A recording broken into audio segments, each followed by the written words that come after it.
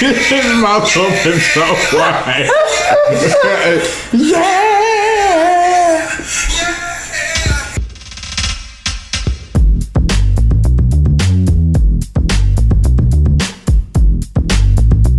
Welcome back to Can You Not? Today we have yet another guest star. It's our old pal, Brian with a Y. Hello. And he's not replacing me this time. Yeah, he's actually here with Podcast Amber. with Amber. Have you ever done a podcast with Amber before? Yeah, we've done podcasts. We have? I think once. I don't know. So maybe this is my once. fourth time. I don't know. I know you and Shelby have definitely been here. Yeah, I know he was in the room when Shelby did, but I don't It might have been with Shelby. I just remember you were both We did here. a 4-person one. That's true. That's what it was. When did that This is my happen? fourth In time. Pittsburgh we did it. Oh, I wasn't there for that. No. We did a different 4-person one. Oh. Oh, I don't remember. I don't know. Anyway, Brian's back. And you're happy to have him. The live show went very well. Thank you to everybody who came out for it. We have pictures and stuff on our Facebook if you want to see that. And of course the audio's online. So it was our last episode. It was a lot of fun, and we want to plan some more live shows in the future. We didn't get to a couple tweets because we forgot to check our Can You Not. We Twitter forgot to check our Can You Not Twitter, says Joe, who is looking at Twitter. And so to answer a couple questions, first of all, T. Cruz sex scandal asks, do you think, or do you feel negative or hateful protest has more impact on people than positive protest? Okay, so just so you know, our last topic was punk, and my thing, I guess, was if protest art still has a place today. And that was actually a conversation that that's my roommate. So that's actually a conversation that we were having. It's the idea that while music does inspire people to do great things, there are also like people who have shot up schools who say that they were inspired by a band, like by a song. And I think that's what he was getting at, was we were talking about positive influence and where the positive influence went, but there's also a lot of negative influence. Well, especially since the internet, it's been shown that we react most and act out most upon our feelings of anger. So that's why people will share that. Can you believe this article? Can you believe what happened? It's in our nature to do that. So I think there's something to that. It might actually have more of a impact in some cases because of that very nature, I think. Yeah, I'd have to. That feels like almost its own topic. I'd have to do a bunch of research on it and It'd see be that. interesting to do a whole topic on that for sure. Yeah, but I mean, the negative things certainly haven't stopped happening. So. Yeah. And also, Foos Els said, "What's your opinion on Elvis Presley?" Which, to frame this, we had a heckler during our show who said that Jesse's thoughts on death grips didn't count because Elvis did it in '57. Yeah, Elvis united the races and ended racism and is actually ascended to be Jesus now. So we can't say bad things about Elvis, or else we're gonna go to Elvis hell. I will say, even as someone who was an Elvis nerd when I was like 7, I was obsessed with Elvis. Yes, That's I went as hilarious. Elvis for Halloween. His birthday. I have I have cassettes from when Oh my gosh.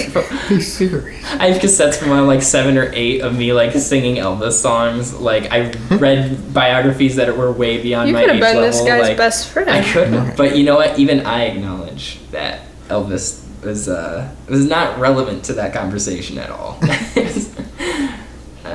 But he also says, great live show. We'll be attending more shows in the future. So that's awesome. Our theme for this day, chosen by Amba J, is about, how did you word it? Was it Memorials and the physical ways that humans respond to death. Yeah, and so what I honed in on was how the internet deals with the passing of people and how that's changed. And I read a really great article on The Atlantic by Megan Garber called Enter the Grief Police. And in it, she kind of talks about how people have gotten very judgmental about how people express their sadness or their grief about the passing of someone on social media. And it's this idea that, like, everyone always says it's got to be this solemn thing. Like, if you, like, well, here's a really good example of something that she quoted that she kind of did a rebuttal to. There was a novelist, an essayist named Zadie Smith, who did this, who was kind of moaning about this perceived simplicity of how people respond to grief on the internet. And this is the quote. I've noticed and been ashamed of noticing that when a teenager is murdered, at least in Britain, her Facebook wall will often fill with messages that seem to not quite comprehend the gravity of what has occurred. You know the type of thing. Sorry, babes, missing you, hoping you is with the angels. I remember the jokes we used to have. LOL, peace, XXXXX. When I read something like that, I have a little argument with myself. It's only poor education. They feel the same way as anyone would. They just don't have the language to express it. But another part of me has a darker, more frightening thought. Do they genuinely believe, because the girl's wall is still up, that she is still in some sense alive? What's the difference after all if your contact was virtual? And what the author of this article who quoted this other article said is that it's very kind of rude to criticize how someone deals with grief. And maybe someone interacting with it that way is them maybe not accepting that person's gone, or maybe they're using it as a way to also tell the family, like, hey, it's okay, and not be too somber about it. Like, so what do you think? Have we gotten too judgmental about how people express sadness? Well, I feel like part of the reason why that particular example might seem kind of ridiculous is because it almost feels disrespectful. Mm-hmm. Because you have to imagine that if somebody died, I think you said a girl died, that her family is in mourning. Mm-hmm. There are people whose lives will change drastically because of this, and going to her Facebook and posting something that's almost silly like that, it would seem ridiculous. It seems unreal. Like, how can you respond to this thing that changed my life on a fundamental level with that? You know, so I feel like that could be part of it. But if this is like a close friend of this girl, like, I don't know. And that wasn't like a real life example. She was using a hyperbole. But you know what I mean, though? Yeah. It's almost like, at least to me, when someone has an argument over text message or on Facebook, mm-hmm. you can't tell how the person really is saying whatever they're saying. Right. That person could have been typing that fully in tears and not in a joking manner at all, but Facebook takes that away. Mm-hmm. You know what I mean? And at the same time, when something happens, just the fact that you put it on the internet somewhat desensitizes it. That's when true. People can go on the internet and watch over and over ISIS chop heads off and black men being shot by police officers. And then cat videos. Yeah, and then cat videos. Yeah. It desensitizes everything. Yeah. And the fact of the matter is, we are the people of the internet now. Like, everyone has a Facebook, everyone has a Instagram. If you don't have one thing, you got something else. If you didn't have it before, if you died tragically, someone will make it up for you. If your family can't afford to bury you, there's a GoFundMe page. You know, the internet is here, and people deal with grief different ways. It'll happen on the internet. Yeah. Well, the one thing the article also goes into, and I think the reason it was started was this was written like shortly after David Bowie died, which I know we've talked about several times before on the show, but like the author was talking about how she saw so many people like saying things like, you know, suck it up everybody, like, you didn't know David Bowie, like, why are you being so sad about it? In fact, she quoted these other tweets from this other a film critic for the Sunday Times, Camilla Long, was quoted on her Twitter as saying, "After several lengthy trips to the vomitorium today, I'm now rather dreading what will happen on social media when Paul McCartney dies. So many people are crying or in bits over Bowie. F*** you, you're not 10, you're an adult. Man the f*** up and say something interesting. It's so deeply insincere watching all of this, that's all. I think grief should be private." It's just, when we're policing how we react to a celebrity, I feel like when a celebrity dies, it's not just that person. It's like, if that person had a meaningful impact in, say, what you went into as a career, or had a meaningful impact when you were 15 and you heard that song on the radio every day, like, exactly. In a way you're mourning the passing of something that you used to have, or someone that you used to be in a way too. I don't think it's just like, oh wow, this person was so inspiring or great or whatever. I think it's something deeper than that.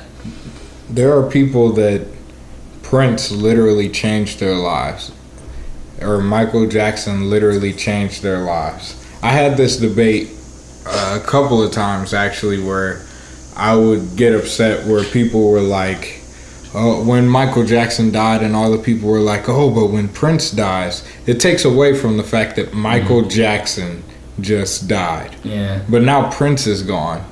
And you have to accept that people deal with grief in different ways, and it just as you feel whoever feels disrespected by the fact that someone said something about somebody they don't know, it's just as disrespectful to tell them that they cannot feel a certain way. Yeah. You know what I mean? People are gonna feel how they're gonna feel. Right. I can be upset if J. Cole dies because J. Cole inspired a lot of things that I do. Yeah. I may not have met him. I don't know him personally, but his lyrics, the way he interacts with the people around him, at least that I see publicly, is someone that I would mourn if that was gone from the world. And it's not like you think that you would be unique or special if you were grieving it. It's not like you're saying like, wow, I'm the only person who was like the biggest J. Cole fan special ever. Yeah, because J. Cole did this for me. He didn't do it for you. He did it for me. Like, no. Yeah. He did it for all these people. He did it for himself. That's sad. Yeah. And I also feel like part of it too is just the people who get mad or offended, I also feel that come from a tradition where when somebody dies, you wear black and you're quiet and you mourn and you try not to make a scene, and then you bury the person, and then preacher person says their thing, and then you move on. Yeah. So I feel like openly lamenting something is frowned upon almost anyway. Like you almost have, if somebody's grief stricken and they are like sobbing, or they're having like loud you know what I mean, if they're making noise and they're being distracting, I feel like you almost have to defend them and say, oh well, her son just died, you know what I mean. You have to to like save face, because it's not okay to express yourself that openly. And I think another point that I thought was really interesting that she made is that like with the advent of the internet and how we use social media, it's almost like become like a public wake. You know, like when you see hashtag rest in peace so and so, it's not like, I mean, sometimes it is people just going like, oh, I don't really know who this person is, but I want to look good. There are those people, and there are people who capitalize on it too. Like businesses that capitalize off of it. You know, like, oh, we have a special, you know, whatever in memorial to this person or whatever. But I think in general, it's just a new way of comprehending that we haven't really had to deal with before. Maybe that's why people are upset, because, you know, what do we do at wakes and funerals and stuff? You know, it's not just all sad. Like, we share happy memories and we share pictures of those people, and we talk about, I remember this one quirk, and that's kind of what the internet's doing. If someone is only sharing, like, say, a video of David Bowie and said, like, this was my favorite song, and that was it, or like kind of like a crying emoji or something like that, like, does that I mean, I don't think that means that like that's less valid. It's just their small contribution to this public awareness of who this person was. It also depends on the relationship too, because like somebody can be sad that David Bowie died because they like David Bowie music. It might not have changed their lives, it might not have done anything, but just like recognizing like this person is no longer going to be here creating something. You know, you lament based on the relationship you have with the person who died. Yeah, it's a transition. You don't have to be wailing and in tears to be legitimate. The topic that I wanted to do is the Tomb of the Unknown Soldier is a thing, and it's not only in the United States. They're kind of all over the place, but it sort of became a thing. I was reading the Wikipedia page in the 1920s, I think, after World War I. That's when these tombs started appearing and becoming a thing that people sought after, because there were so many people who were missing or who died who could not be identified. And the overarching thing that I would like to talk about is, why is this such a huge thing for so many people. Like you can look at videos online, like for the Tomb of the Unknown Soldier at Arlington, we have guards. If you laugh during the ceremony, the guards will literally turn to you and say, you do not laugh. If you sit down, they will say, you need to stand for the ceremony. You need to be silent. You need to be respectful. Yeah. And there's a whole thing. They guarded the tomb through Hurricane Sandy. And then even outside of the United States, Australia, I think it was in the 90s, just got their Tomb of the Unknown Warrior, their memorial for it. And it was something that people had been asking for since World War I. And they just finally got it, and it was reconciliation for a lot of people. But I've always been interested in, why is this something that we feel so strongly about that we need to protect? You know what I mean? Yeah. So I guess that's kind of, I don't know. How do you feel about that? I think we as people really, really value symbols. And I think that comes down to a lot of different things. It's like why people are so obsessed with protecting the American flag, right? Like, the flag itself doesn't mean anything. It's a piece of fabric that was created in China, of all places. But when people see it, like, you know, so when certain people see it desecrated or like put on fire or something like that, it affects them viscerally because they feel like you're absolutely destroying the values of what they feel that symbol stands for. And I don't think that's like, and that's not true for everybody. You know, I don't have as much of a connection to that sort of symbology, but I can understand why people feel that way. It's like, it's the same reason why disaster movies love to show iconic things getting blown up, right? Like, or like at the end of Planet of the Apes. Well, it's more common now because we've seen a million disaster movies, but like at the end of the Planet of the Apes, when, spoiler alert, don't listen for the next however long, when he sees the Statue of Liberty like mostly buried under earth, and he goes, oh God, it was earth all along, or whatever, like that evokes something in us because we see something really familiar that means something to us. It means, you know, America, freedom, or whatever, or it connects with us and it hits us. Like, that's why some of those moments can be so powerful if they're done right, because that symbol is ingrained in us so much. The symbol of someone who died to protect you, you'd want to it's like returning the favor almost.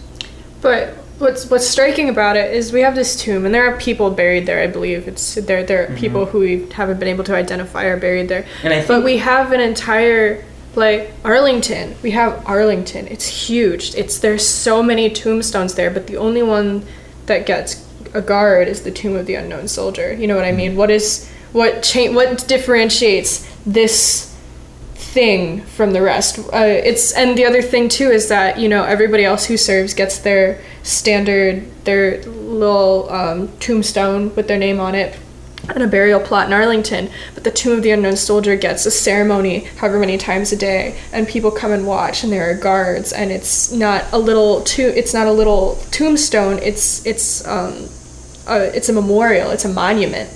And I've always been interested in why that is what we're choosing, because there are other things there too that don't have guards at them, like maybe there's security people, but we have military personnel guarding this monument.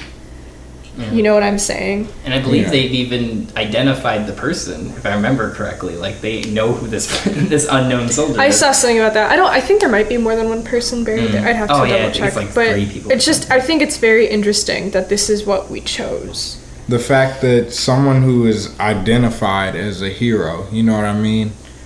And then they have someone to grieve for them. If 2 people go to war, right? And one person, they both come back dead. One person has a family that grieves for them, and they have people that are there to support and recognize them as a hero, even though the country already has. And then this other person is unidentified. Like, this is the unknown soldier. This person went and died for me, and I don't even know who this person is. You know what I mean? This person is unrecognizable in a sense that, like, no one was there too personally that knew them to grieve for them. Yeah. You'd want to protect that person's legacy almost. And I think that's where the symbology part comes into play, because, it is this coveted thing that like we should acknowledge the people who came before us that we don't know but that still did stuff for us, whether that be military or otherwise. That's why Memorial Day is a thing. It's like, so I think for a lot of people it's a way to funnel those feelings into something that's physical and tangible and feels really important to them. They, instead of like it being this vague concept of like instead of being this vague concept of, okay, I gotta respect people who came before me, they have something in front of them that feels big and that they can see and that they can directly attribute those feelings to, I guess. And I think it represents more than just those 1 or 3 unknowns. Right. So I think it represents all of those people that died to protect. Another interesting point of view, and this is actually why I became interested in this. I don't remember what paper I was writing, but in high school I was researching for something. And it was...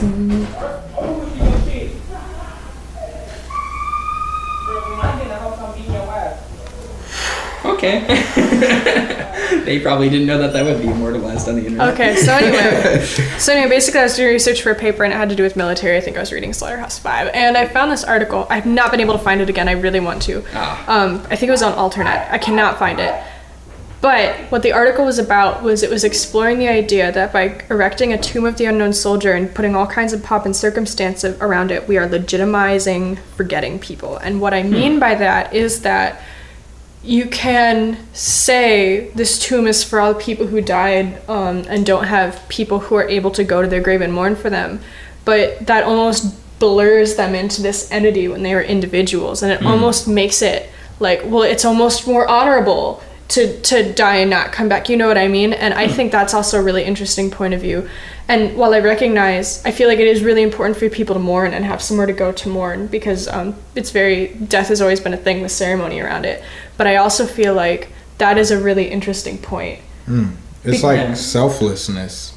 It's like a selfless death. You didn't do this for the recognition. Right. You protected people because protecting people is what you're supposed to do, versus you protected people, you put your life on the line, now I want the recognition for it. Yeah, but I almost feel like it's an interesting idea that it legitimizes forgetting, because by saying I remember the unknown soldier, you're saying that you're remembering... You're almost remembering... I'm not saying you're remembering no one, but without a face to put to it, what are you remembering? You know what I mean? Like, I think that's a really, really interesting point of view also. I wish I could find that. I'd be really curious to read that, because... that's not a perspective I would have ever considered. I don't think I would have come to that on my own. It's interesting. Because it does feel, I'm kind of a bitter human, I guess, as far as patriotism goes, and it does almost feel like it is part of the reason why maybe we have guards around it, and we have this ceremony, and we have this big memorial. Almost feels like a patriotic thing, like, well, yes, they died and you don't know how your son died or if he's alive, and you'll never see his remains, but here we have this thing for you and everybody else like you. And you know what I mean? It to me, it almost feels like it's almost a blur for all the actual individuals who ended up giving their lives and then being unable to have their own grave.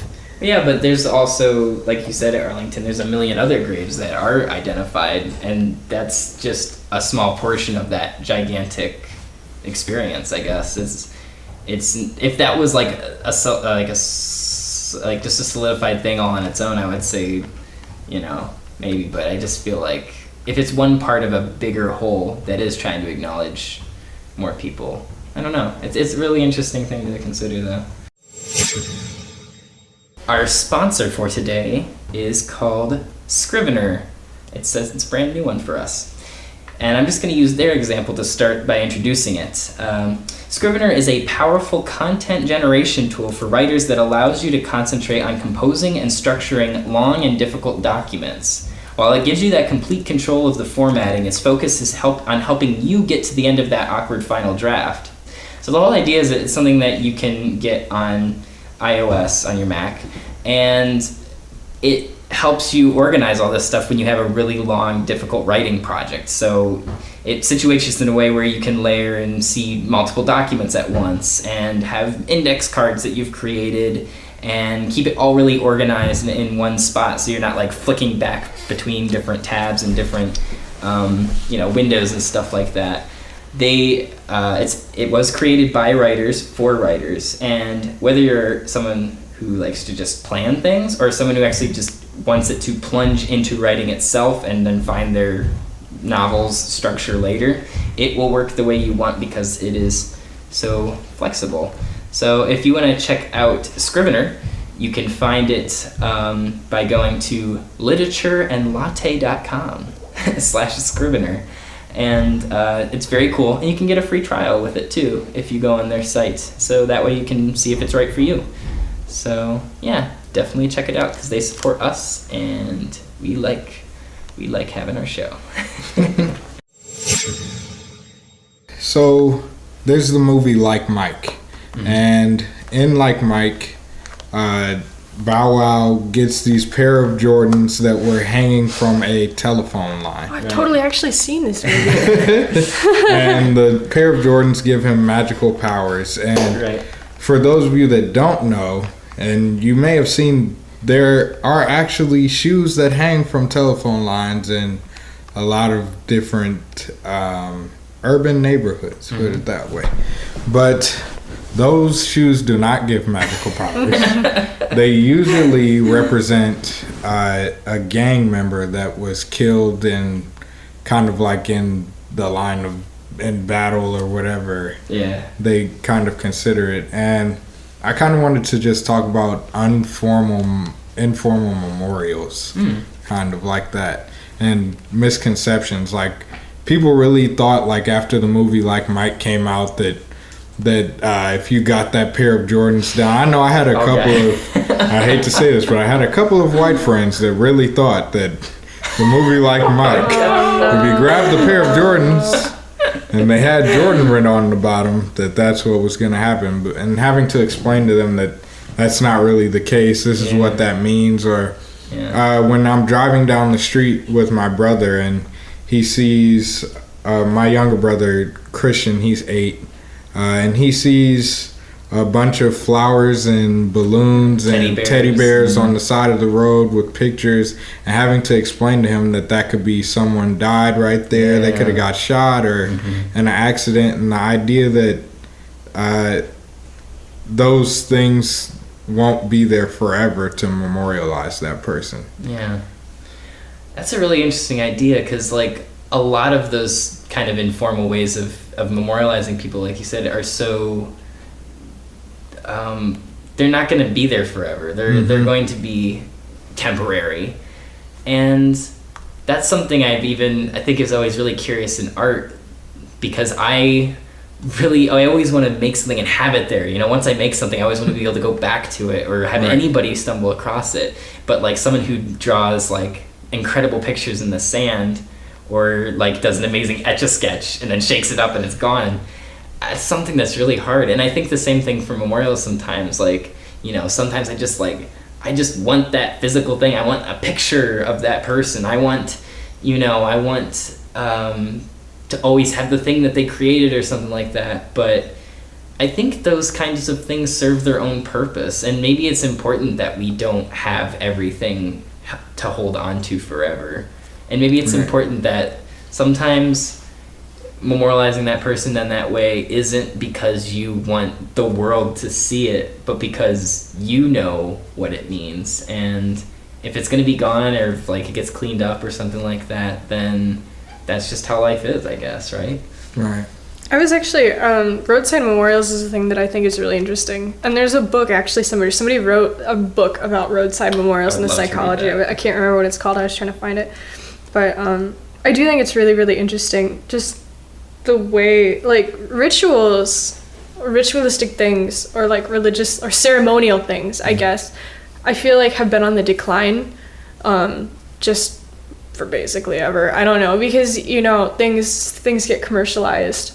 And like the rituals that we had for all they're saints days on like every day, and I guess they're like things you do for your saints depending on what you want, or like things like that. These ceremonies that used to be a part of daily life just aren't really there anymore. And I think it's interesting that this thing, like roadside memorials aren't necessarily like ingrained, but this idea of commemorating death somehow by like making sure that not only do you remember them, but that the people around are also aware that, you know, this is where the person was last alive. Like, this is where this person used to be. They have a gravestone somewhere, but this is the last place this person was. And I do think that's really, really interesting, that's one of the things that has held on.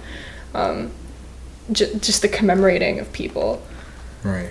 And, like, I know there was a picture that was floating around the internet of, like, J. Cole going to visit where Mike Brown died and all the flowers and things there. And all these different movies, like with the Fruitvale Station movie, they showed video of the memorial and people doing candlelight vigils. I was, what was that, 2-3 weeks ago? I was at a candlelight vigil for a guy named Phil that got shot and killed. And it's just interesting to me. We did there was a march around the block and they did a candlelight vigil. It was interesting seeing how many people came out, whether or not like they knew the person personally. Like, I personally did not know Phil. I hung out with him a couple of times and I'm friends with his family. And just seeing all the support that they got, and then knowing that this isn't gonna last forever. Like, there are candles here, all these people are here, there's balloons where he got shot, but somebody's gonna clean this up. And then what do you do to memorialize that person? People are gonna walk past that patch of sand at Euclid Beach and not know Phil was shot here. It's tough. And I remember, like, I lost a classmate when I was in 7th grade, and it was really interesting just to see how people knowing somebody react to that stuff as opposed to someone who didn't know that person, you know. And it's like, I think a lot of how we react to that kind of thing also comes down to, like, what was our relationship with that person? Were they a funny person? Were they someone who always knew the right answer and stuff like that? And I think that's what some of those things can offer too. It's like, it's not even just a thing of like, here was where this happened with that person. It's sometimes it can be even more so like, here was that person sometimes. You know, like, say if like graffiti art or something like that memorializing a person, or like maybe, or like, you know, something that can be really expressive. I don't know. I was just looking around online and I just found, it's basically a PowerPoint, but this person was interviewing people and kind of going all around the United States talking to people who erected like roadside memorials. And this said, I think this person interviewed maybe like 300 people, and this says that for every single person involved in erecting a memorial that I've interviewed, all of them stated that the roadside memorial was more meaningful to them than the gravestone in the cemetery. And I think, just like, I didn't think about that, but looking at that, I guess it makes sense. It's something that you did. It's where the person was alive. Like, a person is only connected to their gravestone because they died and now they have a gravestone, but the person was there. Maybe that's why people like posting on Facebook too. It's like, this was the informal thing you did. You hung out here in your free time. Like, this is your page. These are your pictures. These were your thoughts. Like, this is where I talked to this person on Facebook. This is where And something as simple as like a pair of shoes, like, that's something that everyone has, and it's something that is easy enough to do. It's not like, you know, it'd be a little bit different if the tradition was like, okay, we're going to take the carcass of an elephant and like lay it down upon the street and people have to drive over it. Like, you know, it's something simple like shoes. With like the whole gangs and the throwing the shoes on the telephone lines, it's usually not that they throw the shoes where that person died. They throw the shoes where that person hung out. This was their block. Even though we know they didn't own that block. This is where I spent my time. This is where I was. The people that loved me this is the place that I called home. Right. And now those are my shoes up on that telephone line that I wore in my home. Right. And the idea of that, although I've seen like stories where they took all the shoes off the telephone lines and they made it illegal to do this. But for the people in that community, that is their way of commemorating that person. There are also things where people are trying to make it illegal to do the roadside memorials that has to do with safety. But, Right. you know, and the other interesting thing too, just scrolling through the statistics on that PowerPoint thingy that I was reading, is that most of the people who erect these kinds of things have lower income. Like 80% of Right. the people have lower income. So it's not just people throwing shoes up. Like I feel like, because you figure can't people, afford it. if people are in gangs, you Yeah. figure they grow up in lower income neighborhoods. But I feel like it's just, maybe you can't afford a gravestone, but you can afford a teddy bear, and Right. some flowers, and just something, at least for the case of roadside memorial, something eye-catching, something that's pretty to like commemorate the person by. And I'm just really brief because the time's up. I just want to say I never really thought about it until you said it, in a sense that how personal something like shoes are. That's something that we wear with us and we have with us, and we've walked and experienced people and places with it. Like that's pretty profound. I never really thought about how intimate of a thing that is to use. Walking a mile in another person's shoes. There we go. Literally. Now my shoes are on my mile. I mean, ultimately, I use roadside memorials so that I have gifts for people for Christmas. It's just a way of my. What? What, Joe? I use roadside memorials as a way to get Christmas gifts for people. I don't know. I can't get Joe. every family member something special. Joe's stealing balloons from little kids. Oh my god. Where'd you get this? Oh no, Becca, oh my gosh, I love this teddy bear, Joe. No. Where did you find it? No. I bought it with my money. from the place that I buy things. This looks weirdly familiar. You didn't see it 2 blocks away. It's fine. A little damp, but fine. Oh my gosh. And on that dark note, what did we learn today? You went first, Oh yeah, I did Joe. go first. I guess I learned that I don't think we should shame people for how they express themselves when someone's passed, and I think that just because it may seem very easy to boil it down to, oh, people are just so insensitive and millennials, whatever, Facebook and stuff, I think it's more complex than that. And I think while there are those people that just kind of, hey, chime in, I think it's more complex than that. I learned that I really want to find that article again. I learned that permanent or not, it's important to commemorate people just so that they're, like they say, heroes never die. Mm-hmm. Whether you're a hero or not, your memory shouldn't die. Absolutely. All right. Well, if you want to check out some more of our episodes, and maybe you could tell us and count how many episodes Brian's actually been in, since we don't seem to know. You can find us on soundcloud.com/CYN podcast. I've been in every episode. That's what you don't know. He's been in the background. He just hasn't said anything. On iTunes, we're under Can You Not, under the podcast section. We're on Facebook, facebook.com/Can You Not podcast. We're on Twitter, CYNPLZ. Can you not please?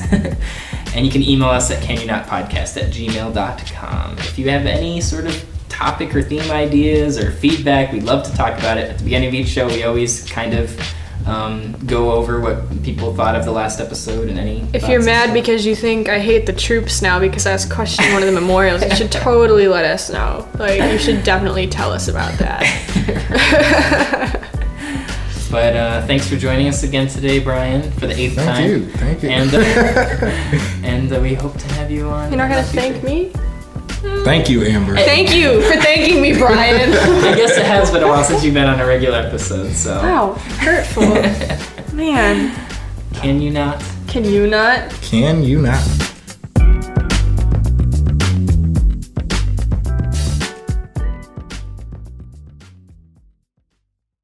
Hey Shelby, how's it going? Pretty good. That's good. Wait, shit.